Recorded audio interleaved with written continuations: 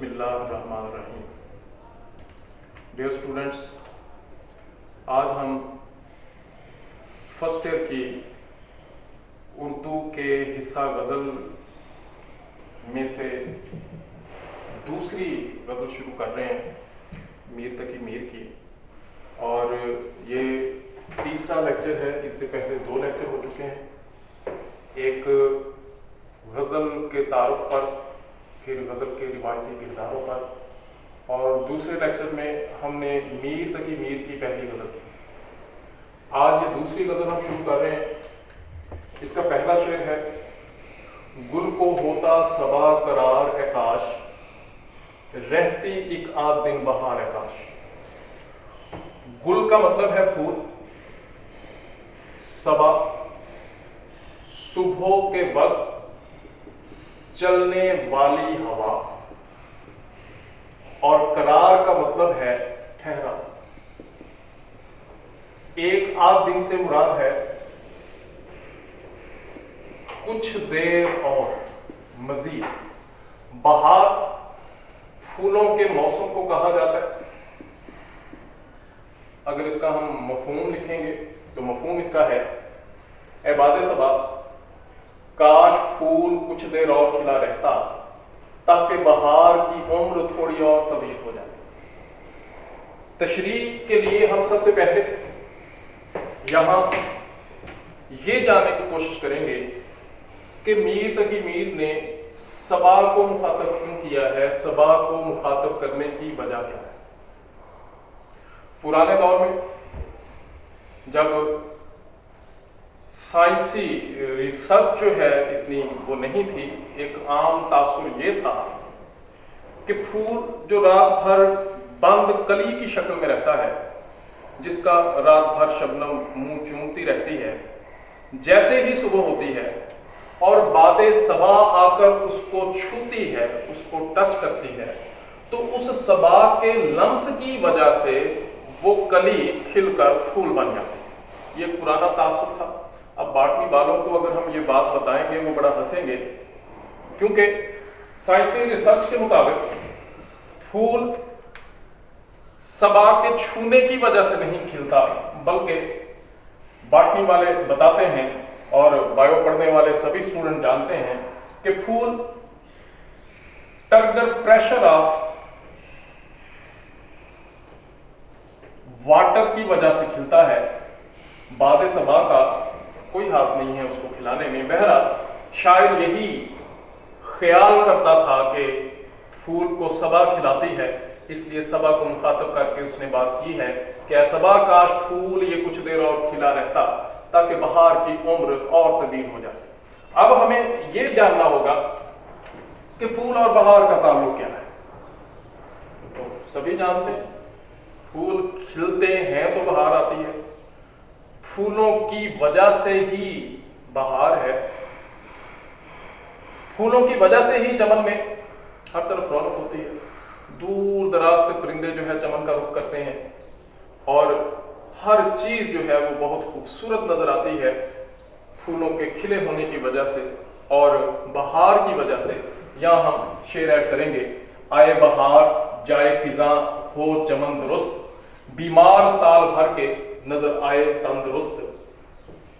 پھر جو مزید اس میں ہم بات کریں گے، ہم بتائیں گے کہ پھول کی عمر جو ہے وہ انتہائی مختصر ہوتی ہے. پھول جیسے ہی کھل کر پھول بنتا ہے، اسی کے ساتھ ہی وہ مرجھانا شروع کر دیتا ہے اور شام تک وہ مرجھا چکا ہوتا ہے، اور مرجھانے کے بعد وہ لوگوں کے پاؤں تلے روندا جاتا ہے، پاؤں تلے کچلا جاتا ہے. اس کی عمر جو ہے انتہائی مختصر ہے. کسی شاعر نے اسی بات کی بڑی خوبصورت عکاسی کی ہے. کہا میں نے کتنا ہے گل کا ثبات، کلی نے یہ سن کر تبسم کیا کہ بھلا گل کا بھی کوئی ثبات ہے، گل کی بھی کوئی عمر ہے. پھولوں کی عمر انتہائی مختصر ہے، اسی لیے شاعر کو یہ کہنا پڑا ہے کہ کاش پھول مزید دیر تک کھلے رہتے اور بہار کی عمر طویل ہو جاتی. اب یہاں پر سوال یہ پیدا ہوتا ہے कि शायर ऐसा क्यों चाहता है, चमन में बहार क्यों चाहता है, तो शेर में समझने के लिए हम कहेंगे कि अगर हम फूल को इस्तारा माने खुशियों का और अच्छे हालात का, तो शेर ज्यादा एक पुरमानी हो जाता है। शेर के मफहूम में एक अफाकियत आ जाती है। फूल को अगर खुशियों का और अच्छे हालात का हम इस्तारा मानते हैं, तो हर बंदे की तरह शायर की भी ख्वाहिश है कि काश ये जो खुशियाँ जिनकी उम्र इंतहाई मुसर होती है, ये जो अच्छे हालात पल भर में गुजर जाते हैं, इनकी उम्र थोड़ी और तवील हो जाती। इस शायर ने अक्कासी की है, चंद कलियां निशात की चुनकर मुद्दतों महवे यास रहता हूँ, तेरा मिलना खुशी की बात से ही तुझसे मिलकर उदास रहता हूँ। यहाँ हम अहमद दीन कासमी के गजल के ये दो शेर यहाँ ऐड करेंगे हम। खुदा करे कि मेरी अर्ज़े पाक पर उतरे वो फसले गुल जिसे अंदेशाए ज़वाल न हो, यहाँ जो फूल खिले वो खिला रहे बरसों, यहाँ खिजा को गुजरने की भी मजाल न हो। तो ये हमारा पहला शेर था मीर तकी मीर की पहली गजल का, सॉरी दूसरी गजल का पहला शेर। अब हम दूसरे शेर की तरफ चलते हैं। दूसरा शेर है, ये जो दो आंखें मुंद गई मेरी उस पे वाह होती एक बार है काश। आंखें मुंदना से मुराद है आंखें बंद होना, और वाह होना खुलना। मफहूम इसका लिखेंगे, काश मेरी ये दो आंखें बंद होने से पहले महबूब का एक मर्तबा दीदार कर पाती। जी, हम तशरीह की तरफ बढ़ेंगे। आशिक की सबसे बड़ी ख्वाहिश डेफिनेटली महबूब का दीदार होती। अब महबूब के दीदार के लिए आशिक दर दर भटकता है, कभी अर्श पर, कभी फर्श पर, कभी दर बदर, कभी उनके दर। गम आशिकी तेरा शुक्रिया मैं कहां कहां से गुजर गया। वो महबूब की गलियों में बहाने से वक्त गुजारने की कोशिश करता है। इस कैफियत की अक्कासी शेर में नजर आ रही है। तेरे कूचे इस बहाने मुझे दिन से रात करना, कभी इससे बात करना, कभी उससे बात करना। अब इंसान जब मर रहा होता है, अफाकी सच है, कल भी हम बात कर रहे थे कि चाहे कोई खुदा को माने या ना माने, लेकिन मौत को सभी मानते हैं, तो मरना सभी ने है। इंसान जब मरने के करीब होता है तो उस वक्त उसको अपनी सबसे अजीज तरीन ख्वाहिश याद आती है। अगर कोई जाहिर है, कोई परहेजगार है, अगर कोई तकवे वाला है, वो सोचेगा काश मैं एक आध हाज और कर देता। कोई अगर दुनियादार है तो वो दुनिया के मुतल्लिक मरते वक्त बिस्तरे मर्ग पर वो सोचता। यहां आशिक की ख्वाहिश यही होती है कि किसी तरह महबूब का दीदार हो जाए। गालिब ने इस शेर में यहाँ पे अपनी उस अजीज तरीन ख्वाहिश का इजहार किया है। ये न थी हमारी किस्मत के विसाले यार होता, अगर और जीते रहते यही इंतजार होता। फिर किसे फुर्सत नजर होगी, ये किसी और शायर के दो शेर। फिर किसे फुर्सत नजर होगी, कौन लौटा अजल की राहों से, आखिरी बार देख लो मुझको शर्मगीन शर्मगीन निगाहों से। या हम एक और पॉइंट वाज़ेह करेंगे कि मेडिकल साइंस कहती है कि इंसान जब मर जाता है उसके सभी आज़ा डेड हो जाते हैं, लेकिन आंखों में जान रहती है। एक जगह आधा घंटा लिखा हुआ है कि मरने के बाद आधे घंटे तक जो है वो आंखें जिंदा हैं, वो अपने इर्द गिर्द जो कुछ हो रहा है वो देख रही हैं, महसूस कर रही हैं। तो अगर हम शायराना तौजीह बयान करें उन आंखों के खुलने की, तो यहाँ पॉइंट मैंने लिखा है, मरने के बाद आंखें खुली रहने का अहले इश्क के नजदीक जो एक लॉजिक है, जवाब है, वो क्या हो सकता है। मरने के बाद भी मेरी आंखें खुली रहीं, आदत जो पड़ गई थी तेरे इंतजार की, इन आंखों को महबूब के इंतजार की आदत है, शायद इसीलिए ये मरने के बाद भी खुली रही हैं। और इस शेर में भी इसी कैफियत की अक्कासी है। कागा सब तन खाइयो चुन चुन खाइयो मांस, दो नए नामत खाइयो इन्हें पिया मिलन की आस। अब हम यहाँ पे एक और बात वाज़ेह करेंगे کہ شاعر نے اس شعر میں سنت سیاقت العداد کا استعمال کر کے شعر کی خوبصورتی کو چار چاند لگا دیے ہیں۔ سنت سیاقت العداد کیا ہے؟ آداد کی یہ سنت ہے۔ یہاں پہلے مصرے میں اس نے دو کا لفظ استعمال کیا ہے اور دوسرے مصرے میں اس نے ایک کا استعمال کیا ہے۔ یہی سنت سیاقت العداد ہے جس نے اس شعر کی خوبصورتی میں اضافہ کیا ہے۔ یہ دوسرا شعر، اب تیسرے شعر کی طرف ہم پڑھتے ہیں۔ کن نے اپنی مصیبتیں نہ گنی، رکھتے میرے بھی غم شمار کاش۔ کن سے مراد ہے یہاں کسی، اور شمار گننا، مفہوم اس کا لکھیں گے۔ کسی نے میری مصیبتوں کا نہ پوچھا، کاش کوئی میرا بھی غم گسار ہوتا، میرے بھی غم شمار کرتا۔ اس شعر میں ہم عاشق کے روایتی کردار کو ڈسکس کریں گے۔ عاشق جو کہ انتہائی مظلوم، جس پر مصیبتیں ہی مصیبتیں ہر طرف سے نازل ہوتی ہیں، جو محبوب کا ستایا ہوا، زمانے کا ٹھکرایا ہوا۔ شعر ہم ایڈ کریں گے، پہلے بھی یہ شعر ہم ایڈ کر چکے۔ یہ عشق نہیں آسان، بس اتنا سمجھ لیجئے، اکال کا دریا ہے اور ڈوب کے جانا ہے۔ ہم بتائیں گے حدیث مبارکہ کے مطابق دنیا آفات کی اماجگاہ ہے۔ اگر انسان کوئی دنیا میں موجود ہے تو پھر اسے آفتوں سے، مصیبتوں سے نبوردازمہ ہونا پڑے گا، اسے ان کا مقابلہ کرنا پڑے گا۔ زندگی جبر مسلسل کی طرح کاٹی ہے، جانے کس جرم کی پائی ہے سزا یاد نہیں، اور زندگی ہے یا کوئی طوفان ہے، ہم تو اس جینے کے ہاتھوں مر چلے۔ یہ ایک عام سا مضمون ہے جو تقریباً سبھی شاعروں نے اپنی شاعری میں استعمال کیا ہے۔ زندگی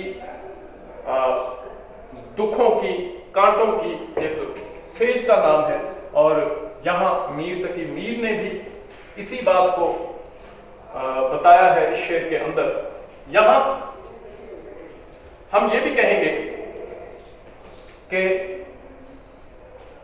اگر کوئی مصیبت زدہ ہے، مصیبت کا مارا ہوا شخص ہے، کوئی اس سے اس کے دکھوں کے بارے میں پوچھ لیتا ہے، اس سے ہمدردی کا اظہار کر لیتا ہے، تو اسے کچھ پل کے لیے تسکین مل جاتی ہے، اسے راحت مل جاتی ہے۔ تو یہاں ایسا کوئی بھی نہیں ہے جو شاعر سے اس کے غموں کا پوچھتا، اس سے ہمدردی کرتا، اس کا غم گسار بنتا، اس کا ہمدرد بنتا، اور یہ شاعر کے ساتھ ایک تو اسے عاشقی میں عشق کی وجہ سے جو ہے وہ اس کی زندگی اجیرن ہوئی ہے، اور دوسرا کوئی اس کا ہمدرد نہیں ہے، غم گسار نہیں ہے۔ شاید ہر کوئی اپنے غم میں مصروف ہے، کسی کو اس کے غم کی فکر نہیں ہے۔ اسی کیفیت کے لیے یہ شعر ہے، ہر کوئی ہے اپنے غم میں مصروف، کس کو درد آشنا کہے کوئی۔ یہاں پہ ہم یہ بھی بتا سکتے ہیں کہ وہ چیز جو شمار کی جا سکے، جو گنی جا سکے، تو وہ محدود ہوتی ہے، اس کی ایک تعداد مقرر ہوتی ہے، لیکن شاعر کے جو غم ہیں وہ شمار سے باہر ہیں، وہ گنے نہیں جا سکتے ہیں۔ مجھ کو شاعر نہ کہو میر کے صاحب، میں نے درد و غم کتنے کیے جمع تو دیوانہ۔ اب ہم پڑھیں گے چوتھے شعر کی طرف۔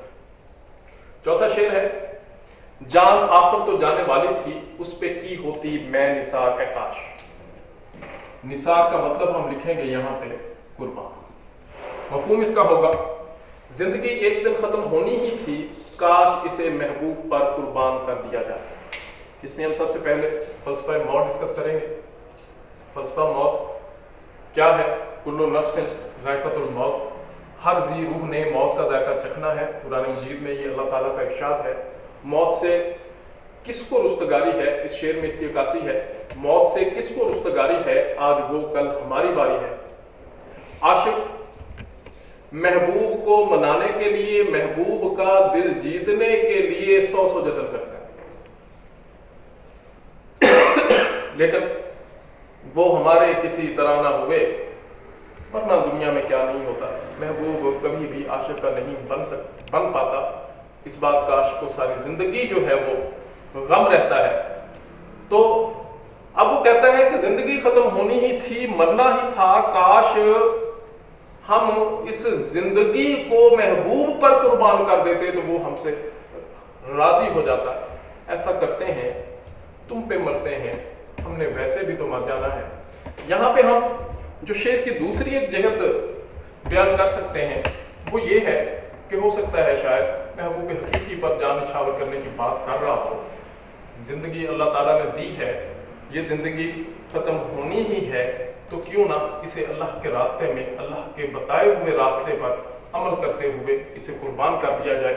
जान दी हुई उसी की थी, हक तो ये है कि हक अदाना हुआ। या हम ये भी कह सकते हैं कि हो सकता है शायद किसी आला मकसद के लिए जिंदगी कुर्बान करने की बात कर रहा हो। तो अगर आला मकसद के हसूल के लिए जिंदगी की बाजी लगाई जाती है, जिंदगी कुर्बान की जाती है, तो महबूब राजी हो जाता है। जिस धड़ से कोई मक्तल में गया वो शान सलामत रहती है।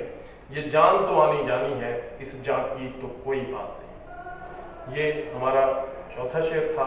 हम बढ़ेंगे अब पांचवें शेर की तरफ। इसमें राहे सुखन निकलती थी, शेर होता तेरा शियार है काश। राहे सुखन का मतलब है गुफ्तगू का रास्ता, शियार अंदाज, आदत। मफहूम इसका लिखेंगे, काश महबूब को शायरी से शगफ होता या महबूब को शायरी से दिलचस्पी होती तो इससे गुफ्तगू में आसानी रहती। अब यहां हम बताएंगे सबसे पहले कि शायरी क्या है। शायरी दिली जज्बात का इजहार है। इस शायर ने इसके बारे में कहा है, शायरी क्या है, दिली जज्बात का इजहार है। दिल अगर बेकार है तो शायरी बेकार है। यहां हमने एक और शेर लिखा हुआ है, किया था शेर को पर्दा सुखन का, सो ठहरा यही अफन हमारा। एक शायर अपने दिली जज्बात का, एहसासात का इजहार वो अपने अशार में करता है, अपने शेरों में करता है। वो अपनी तमाम दिली कैफियत, वो अपने दिल का दर्द अपने शेरों में पिरो देता है। अब वो सारे शेर उसके महबूब के लिए होते हैं। वो पर्दे में बात करता है, वो कनाए में बात करता है। अशार के पर्दे में हम जिनसे मुखातिब हैं वो जान गए होंगे, क्यों नाम लिया जाए। लेकिन सितम ये है कि महबूब को शायरी से दिलचस्पी है ही नहीं, महबूब शायरी समझता ही नहीं है। तो आशिक के वो तमाम तर जज्बात, उसके तमाम तर एहसासात कभी भी महबूब तक पहुंच ही नहीं पाते। इसी बात का वो यहाँ पे गम कर रहा है, इसी बात पर वो अफसोस का इजहार कर रहा है। सितम तो ये है कि जालिम सुखन शनास नहीं, वो एक शख्स के शायर बना गया मुझको। जिसने शायर किया है वो शायरी से दिलचस्पी रखता ही नहीं है, इसलिए शायर के जज्बात, शायर का दर्द आज तक उस तक पहुंच ही नहीं पाए। अब हम बढ़ते हैं छठे शेर की तरफ। छठा शेर है, शश जहत अब तो तंग है हम पर, उससे होते न हम दो चार आकाश। शश जहत का मतलब है 6 समतें। तंग है, मुश्किल है। 2-4 आमना सामना होना, मिलना। मफहूम इसका लिखेंगे, अब तो हर तरफ से मुसीबतों की यलगार है, काश महबूब से मुलाकात ना हुई हो। नाम भी हम सबसे पहले तो 6 समतें बताएंगे। 6 समतें कौन सी हो सकती हैं? एक तो ऊपर, फिर नीचे, दाएं, बाएं और फिर आगे और पीछे। ये 6 समतें हैं। शश है तब तो तंग है हम पर, मतलब ये सारी समतें मुश्किल हो गई हैं, हर तरफ से मुसीबतें नाजुक होना शुरू हो गई हैं। हम यहां आशिक के रिवायती किरदार को बयान करेंगे। आशिक हमेशा अजियत का शिकार रहता है, आशिक हमेशा मुसीबतों में घिरा रहता है। ये इश्क एक आग का नाम है जो हमेशा आशिक के लिए वबाल जान बनी रहती है। अजियत, मुसीबत, मलाम, बलाएं, तेरे इश्क में हमने क्या क्या ना देखा। और आशिक की जिंदगी जबरे मुसलसल का नाम, जिंदगी जबरे मुसलसल की तरह काटी है, जाने किस जुर्म की पाई है सजा याद नहीं। आशिक से उसके दोस्त अहबाब की दुश्मनी करते हैं, मैं खुद लिपट गया जिसे दोस्त जानकर वो सांप की तरह मुझे डसता चला गया। आशिक से दुनिया वाले भी बुरा सलूक करते हैं, जमाने का नारवा सलूक, जमाने तुझे कुछ आए ना आए बदनाम करना आ गया है। तो हर तरफ से आशिक को अजियत और मुसीबत ही मिलती है। ये सारा कुछ इश्क के बाद शुरू हुआ। इश्क करने से पहले, इश्क के मैदान में दाखिल होने से पहले ऐसा कुछ नहीं था, महबूब से मिलने से पहले ऐसा कुछ नहीं था। ये सारा कुछ महबूब से मुलाकात के बाद हुआ, महबूब से इश्क के बाद हुआ। हमें कोई गम नहीं था गमे आशिकी से पहले, ना थी दुश्मनी किसी से तेरी दोस्ती से पहले। तो महबूब आशिक को ये जितने भी गम मिले हैं ये इश्क करने के बाद मिले हैं। इससे पहले उसकी जिंदगी बड़े अमन और चैन से गुजर रही थी, जो कि अब नहीं। जी अजीज तलबा, ये हमारी मीर तकी मीर की दूसरी गज़ल थी, जिसके 6 शेर हमने इस लेक्चर में किए। इंशाअल्लाह अगले लेक्चर में हम तीसरी गज़ल शुरू करेंगे, जो कि हैदर अली आतिश की। Thank you.